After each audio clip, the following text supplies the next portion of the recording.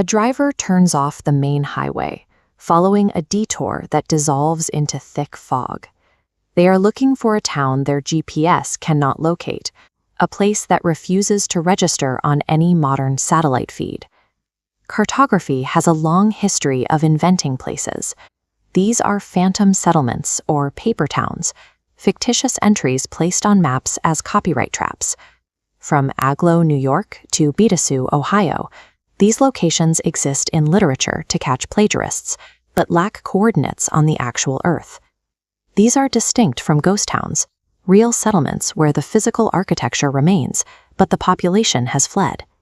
In these places, the buildings are merely remnants of a history that has been erased by time or disaster. Gray Hollow is the anomaly that breaks both roles. It does not appear on any map, yet its streets are fully intact. And unlike a ghost town, it is not empty. People live here, though they seem disconnected from the world outside. Entering Gray Hollow means leaving behind the known world. It's an environment where the social protocols that govern human interaction have ceased to function. The most unsettling observation comes the moment the visitor speaks to a local. Absolutely no one in the town smiles. There is no animation in their faces, no flicker of surprise at a stranger's arrival, and no shift in expression when spoken to. This is a clinical condition known as reduced affect display, often referred to as emotional blunting or numbing. It manifests as a severe reduction in emotional reactivity.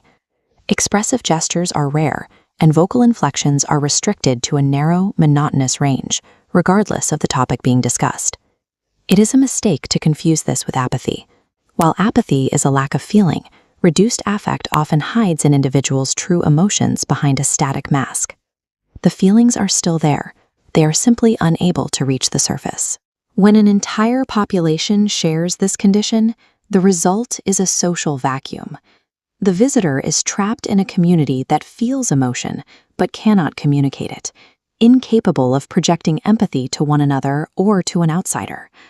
This emotional freeze is paired with rigid, synchronized behaviors. Every clock in the town ticks in unison. Curfews are absolute. When the church bell rings, the entire population stops walking and remains motionless until the final echo fades. This behavior is a textbook symptom of collective trauma. This is not a personal issue, but a shared emotional reaction to a terrible event that has impacted the group over a long span of time. Severe collective trauma leads to heightened vigilance and a radical shift in identity. The community stops functioning as a group of individuals and begins to act as a single defensive unit, united by a fear they cannot name. The trauma disrupts their ability to process reality. Instead of moving forward, the community becomes trapped in defensive behavioral loops, designed to protect them from a horror that has already occurred. Gray Hollow's eerie rules are not the activities of a cult. They are a synchronized psychological defense mechanism, a way for a traumatized population to survive a shared horror they refuse to acknowledge. In the town archives, the visitor finds the catalyst. A 50-year-old newspaper headline reads, "Festival ends in tragedy." Beside the paper is a class photograph from the same year. The faces are unmistakable. They belong to the people standing on the street corners today. Their physical forms are as frozen as their expressions, appearing unaged and stalled in time. And in this image, they are smiling. There is a geographical parallel for this state in Centralia, Pennsylvania. In 1962, a fire began in a coal mine beneath the town. Because the network of tunnels ran under every street, the fire was nearly impossible to extinguish. This image shows the steam and noxious gases that eventually forced the town to be abandoned.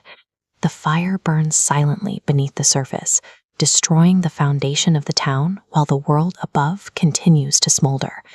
This continuous, invisible destruction creates an unsustainable allostatic load, the physiological wear and tear of chronic stress. To endure this, the townspeople of Gray Hollow entered a state of permanent dissociation, severing themselves from their own emotions to survive the fire below. The loss of smiling is an emotional firewall. The town is trapped above a psychological inferno they refuse to put out. At midnight, the visitor sees the final stage of this retreat. The town gathers at the church in total silence. They stand in a ghost loop, staring into the dark, refusing to speak of their past or process what they have lost. Healthy communities use mutual aid and shared cultural spaces to integrate trauma and heal.